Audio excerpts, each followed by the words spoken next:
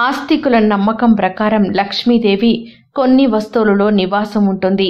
ఇక లక్ష్మీదేవికి ప్రీతికరమైన వస్తువులేంటో, లక్ష్మీదేవి ఏ ఏ వస్తువుల్లో కొలువై ఉంటుందో ఇప్పుడు కూలంకషంగా తెలుసుకుందాం.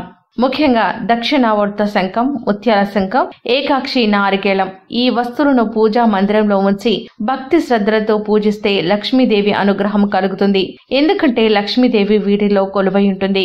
ఇక దక్షిణావర్త శంఖం గురించిన సమాచారాన్ని ఇప్పుడు తెలుసుకుందాం. ఈ శంఖం కడుపు ఊదేవారి కుడివైపుకు తెరుచుకుని ఉంటుంది. ఇలాంటి శంఖాన్ని దక్షిణావర్త శంఖం అని అంటారు. దీనికి వ్యతిరేక దిశలో తెరుచుకుని ఉండేవి వామవర్తి శంఖం అని అంటారు. లక్ష్మీదేవికి ఈ శంఖం అంటే ఎందుకు అంత ఇష్టం అంటే, లక్ష్మీదేవి సముద్రం నుంచి జన్మించింది. శంఖం కూడా మనకు సముద్రంలోనే దొరుకుతుంది. మనకు సామాన్యంగా దొరికేవి వామవర్తి శంఖాలే కావడం విశేషం. అయితే దక్షిణావర్త శంఖం దొరకడం కష్టసాధ్యమే. అయినా ఈ శంఖాన్ని లక్ష్మీదేవి సోదరిగా వర్ణిస్తారు ముని శ్రేష్ఠులు. ఇక దక్షిణావర్త శంఖాలు మోగవు, కానీ మోగేవి దొరికితే పూజా మందిరంలో పెట్టుకుని పూజించాలి. పగిలినవి, విరిగినవి, పల్చని పొర, గొరకైన ముక్కు రంధ్రాలు పూజకు పనికిరావు. ఈ శంఖాలు ఉన్న ఇంటిలో అష్టైశ్వర్యాలు సమకూడతాయని ప్రసిద్ధి. ఈ శంఖాలు కన్యాకుమారి, రామేశ్వరంలో దొరుకుతాయట.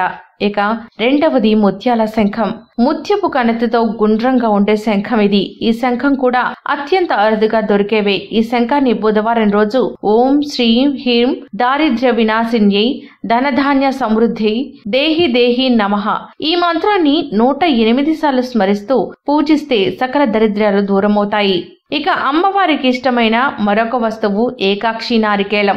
మామూలుగా కొబ్బరికాయలకు 2 కళ్ళు ఉంటాయి, కానీ అరుదుగా దొరికే ఈ ఏకాక్షి నారికేళానికి ఒకే కన్ను ఉంటుంది. ఒక పళ్ళెంలో చందనం, కుంకుమ వేసి వాటిపై అష్టదళ పద్మాన్ని ముగ్గుగా వేసి దానిపై ఏకాక్షి నారికేళాన్ని ఉంచి ఎర్రని వస్త్రంలో ఉంచి అభిషేకిస్తే కుటుంబంలో సుఖ సంతోషాలు వెళ్లి విరుస్తాయి, ధనలాభం చేకూరుతుంది.